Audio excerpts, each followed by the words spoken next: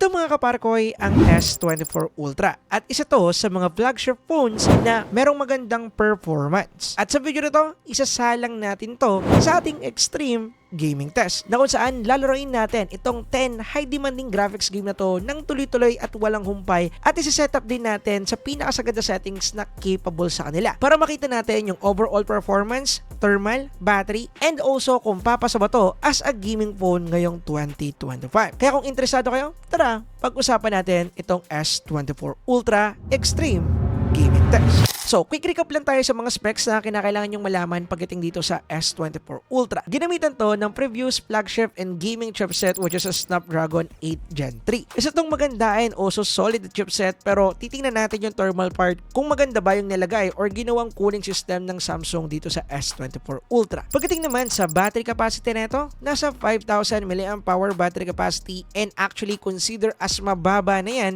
ngayong 2025. Pero based dun sa review natin, makunat pa rin to kung ako yung tatanungin. Kaya titingnan at susukatin natin yan dito sa ating extreme gaming test kung tatagal nga ba talaga to. At nga pala yung variant na gamit namin sa gagawin nating extreme gaming test is 12GB RAM and 256GB of internal storage. Then ito naman yung mga preparation na ginawa namin bago namin to isalang sa extreme gaming test. Una, sure namin na nasa 100% yung ating battery bago natin to isalang sa extreme gaming test para makita natin yung overall battery percentage nito sa paglalaro natin. Gagamit din kami ng timer para matrack yan. Sinetap nga rin pala namin yung brightness nito sa 75% and then 50% naman para sa kanyang volume. Then pag-testing nga pala kami sa controlled environment. Bali yung temperature namin at this moment is nasa 29 to 30 degrees Celsius. Bali naka-open yung aircon namin pero hindi nakatapat sa mismong phone. Bali nakatapat lang siya sa mismong room at nagsa-circulate lang yung lamig nito dito. And base sa thermal gun namin is nasa 29 to 30 degrees Celsius lang yung whole temperature ng kwarto. With that said, tara simulan na natin yung ating extreme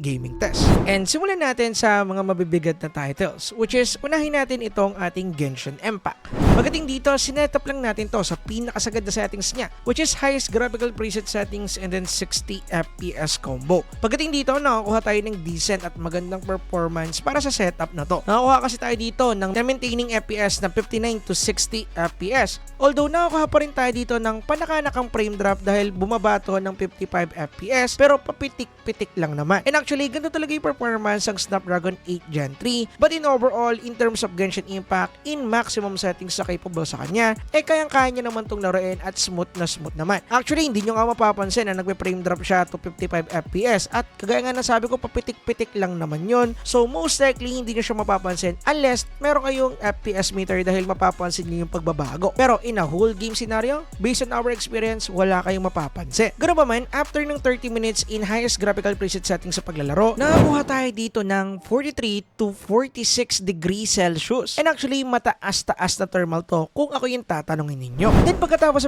namin mag-thermal check, bumunta ulit kami sa settings, binago lang namin yung graphic settings niya to medium graphic settings and then sinetap namin ulit sa 60 FPS yung kanyang mismong FPS. Then, naglaro ulit kami. Nga pala, linawin ko lang para sa mga bago dito sa channel, sinasalang namin yung mga AAA games or yung mga high-demanding graphics games sa 1 hour of testing. Pali yung WUWA, Genshin Impact, and also solo leveling ay sinasalang namin sa tigo 1 hour na playing time para makita namin yung overall temperature and also performance nito sa mga game na to kung bibigay ba siya or hindi. At ito yung nakikita ninyo ngayon. Anyway, pagdating sa medium graphical preset settings and then 60 FPS combo na settings, mas naging okay yung ating FPS dito. Most likely, nasa 60 FPS lang siya nag-maintain at hindi na siya halos bumababa. Although, nung nag-check kami ng footage, may nakita pa rin kami panakanaka na pagbaba to 58 FPS. But that's it. Wala na ako nakita na kahit ilan pa. As in, yun na yung pinakamababa niya. Which is nice. And after ulit ng 30 minutes sa paglalaro sa ganitong settings, nakakuha naman kami dito ng 41 to 42 degrees Celsius. Meaning, mas humina or mas bumaba yung temperature na nakuha natin dito. Which is masasabi natin na yung pinaka-okay na settings sa kanya is medium graphical preset settings and then 60 FPS combo if gusto natin ng mas mababa na temperature. Pero kung gusto natin yung performance, no problem, pwede natin isagat. Yun nga lang, iinit itong phone na to. So, gamit na rin tayo talaga ng phone cooler. Anyway, walang pahinga-pahinga. Next naman natin sinalang dito is itong WUWA. And then dito, same lang din sa Genshin Impact. Sinagad natin yung pinaka-settings niya. Sinagad natin lahat ng mga settings and then 60 FPS combo. Then, pagdating sa naging gameplay natin sa ganitong settings, nakakuha din tayo ng solid performance. Gaya lang din sa Genshin Genshin Impact. Nakakuha tayo dito ng average 55 to 60 FPS para sa ganitong settings. And actually, magandang performance yan dahil nakakakuha tayo ng sustainable FPS. However, meron din kami dito mga natala na frame drop or bumababa yung frame niya. Dahil ang pinakamababa na natala namin dito na nag-review kami ng footage is 45 FPS. Pero most likely, nangyayari lang naman yun kapag marami ng mga animation at saka mga monster, and papitik-pitik lang naman yun, hindi siya madalas nangyayari. So most likely, naglalaro ng 50 to 60 FPS yung kanyang FPS, and then yung pinaka-maintaining is nasa 55 to 60. And in overall, kung lalaroin natin yung WUA dito sa ganitong settings, walang ka-problema, okay po yung magiging performance natin.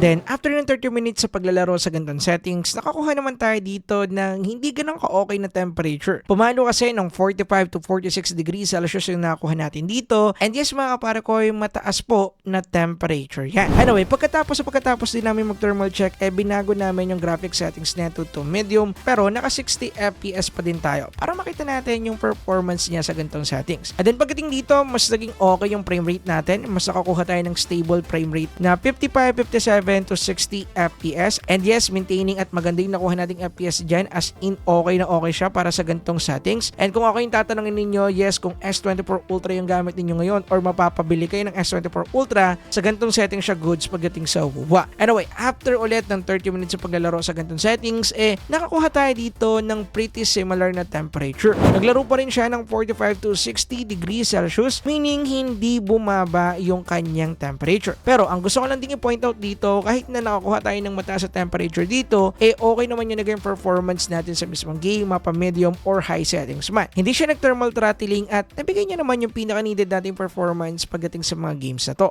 Anyway, walang pahinga-pahinga. Next naman namin sinalang dito is itong solo leveling. Then dito, una namin siyang sinetup sa pinakasagad na settings niya. Sinagada namin lahat ng settings niya dito sa graphics part. And then 60 FPS combo. Then pagdating dito, nakakuha din tayo ng decent performance pagdating sa kanya. As in, nakakuha tayo dito ng 55 to 60 FPS din. And most likely, nagme-maintain siya sa 57 to 60 FPS. Pag marami ng mga monster, bumababa ng 53 to 55. Pero most likely, nandyan sa 60 siya nag-a-average. Pero yun nga lang, may natala pa rin ako dito na FPS drop or pinakamababang frame rate, which is, pero nung nag-review kami ng footage, meron pa rin ako natala dito na pinakamababa niya na frame rate, which is 50 FPS. And actually, okay lang naman yun dahil hindi naman natin yun mapapansin once na naglalaro na tayo at kapag wala tayong FPS meter. Dahil na naglalaro kami dito, wala naman kami napansin na bumaba yung performance niya or nagkaroon ng sudden drop. As in, normal gameplay lang siya nung ginagawa naman yung test. Then, after ng 30 minutes sa paglalaro ng solo leveling sa ganitong settings, nakakuha lang tayo dito ng 40 to 41 degrees Celsius para sa ganitong setup. And medyo surprising yan dahil from 46 degrees Celsius kanina na max, just I said, walang pahinga-pahinga, nakakuha agad tayo dito ng mas mababa na temperature, which is nice.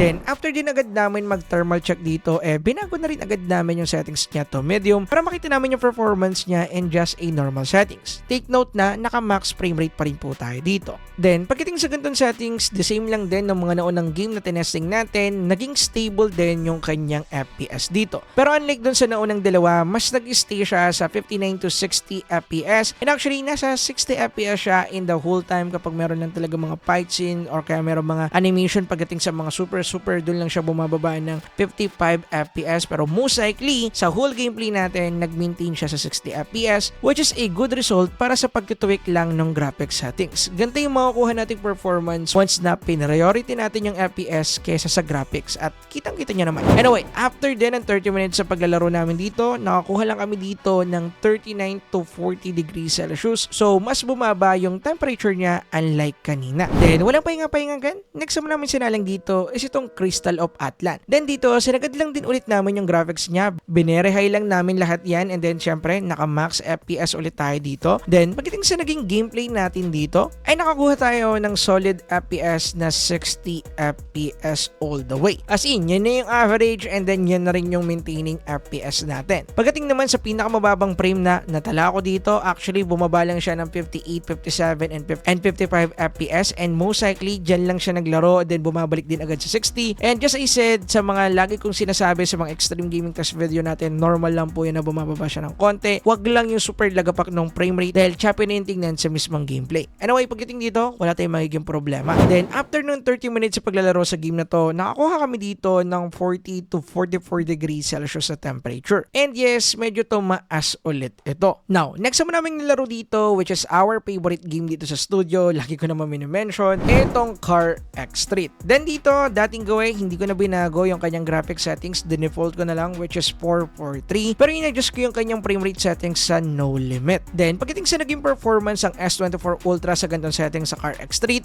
okay na okay din. Actually, nagkaroon tayo dito ng average 53 to 60 FPS, pero most likely naglalaro siya ng 53 to 57 FPS. Pero yes, nare-reach niya pa rin yung 60 FPS, lalo na kapag wala tayo sa mismong city dahil konti lang yung nare-render. Now, kapag nasa mismong city na tayo at napakadami na rin mga sasakyan, bumababa yung kanyang frame rate sa 42 to 44 FPS. Actually, yun yung pinakamababa na tatala ko. And nangyayari lang naman yan kapag nagdi-drift ka or kaya mayroong mga times na marami nang ang sasakyan. Pero most likely sa paglilibot-libot ko sa mismong mapa and also sa paglalaro-laro ko dito no, kapag race namin, and nakamintain naman yung kanyang FPS sa 52 to 60 FPS. So in overall, wala tayong magiging problema pagdating sa performance ng phone na to dito sa Car X Street. But pagdating sa temperature, medyo alarming din ulit yung nakuha natin temperature. Pumalo kasi ng 43 to 46 degrees Celsius yung nakuha nating temperature dito, lalo na dito sa may back na part. And yes, yung 46 degrees Celsius is a quite alarming temperature para sa isang phone at hindi po yan normal para sa phone natin. And nga pala, battery check tayo. Dito rin sa Car X Street game, tuluyang nalobat yung phone natin. After ng 4 hours and 2 minutes ng tuloy-tuloy na paglalaro,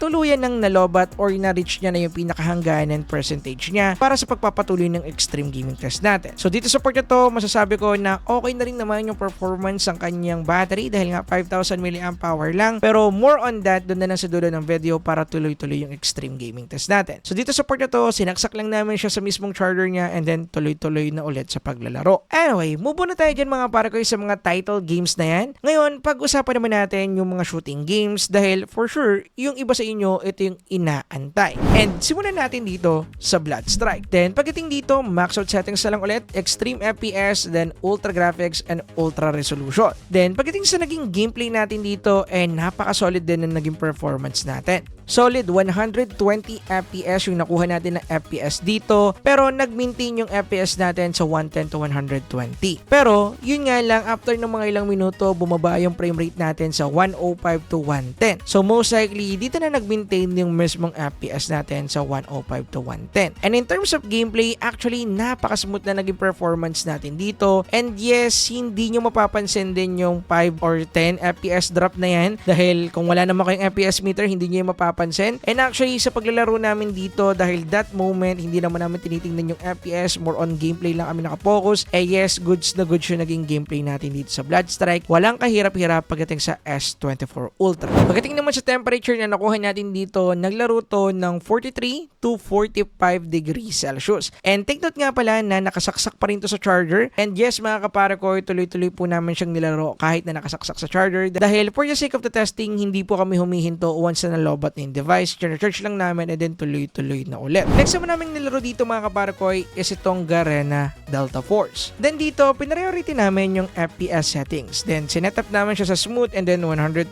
FPS combo. At pagdating sa naging gameplay, yes, 120 FPS po yung nakuha natin dito. But technically, naglalaro ng 118 to 120 FPS. But in overall, goods po yung naging performance natin pagdating dito sa ating Garena Delta Force. Sisiw na sisiw lang yan pagdating dito sa ating S24 Ultra. Then, after ng ilang round sa paglalaro, nakakuha kami dito ng 41 to 43 degrees Celsius lang. Anyway, pagkatapos sa amin mag-check ng thermal, sinalang agad namin dito yung next game which is PUBG Mobile. Then dito, the same lang din dito sa ating Garena Delta Force, FPS priority settings ulit yung gagawin natin. Pagdating sa naging performance, the same lang din sa ating Garena Delta Force, okay din po yung nakuha nating performance dito, solid 120 FPS and maintaining 119 to 120 FPS. Kung meron man akong drop, hindi ko na napansin, hanggang 110 lang and that's it. Wala na tayong naging problema. And yeah, in overall, in terms of performance, yung S24 Ultra pagdating dito sa game na to, sisiulan din yung masasabi ko pagdating dito sa ating mismong result. Then after ng almost 45 minutes sa paglaro, nakakuha kami dito ng 42 to 44 degrees Celsius. And yes, medyo mataas din po yan. Pero mamaya na natin pag-usapan. Anyway, next naman naman sinalang dito is itong CODM. Then dito, same method dapat pa rin priorities pa rin natin yung frame rate. Kaya nasa ultra yung ating frame rate settings and then nasa medium settings naman yung graphics natin. Then pagdating sa naging performance ng S24 Ultra sa Call of Duty Mobile, walang kahirap-hirap, binisic lang din ng phone na to yung mismong game. Nakakuha tayo dito ng solid 90 FPS para sa VR mode and then solid 120